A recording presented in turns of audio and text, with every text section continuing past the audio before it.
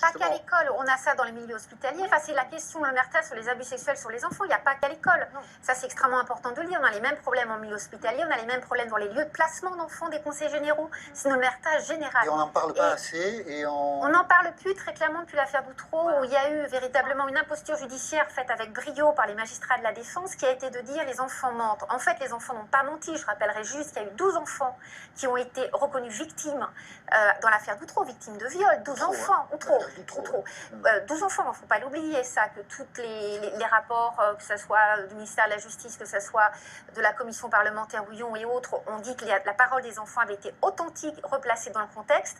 Mais il y a eu, et on sait parfaitement dans quel contexte, un glissement qui a été de dire les enfants sont menteurs, alors que le problème n'était pas la parole, l'authenticité de la parole de ces enfants remis dans le contexte, mais la façon dont ils étaient écoutés et ce qu'on faisait de l'écoute et des autres adultes.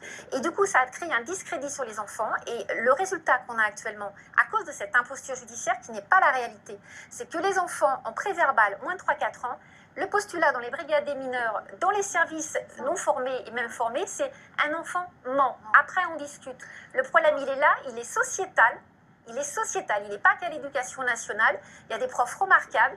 Il est sociétal. Mais, aller dans les foyers de différents lieux de placement, dans les internats et ailleurs, en milieu hospitalier, les abus sur les petits sont un véritable problème.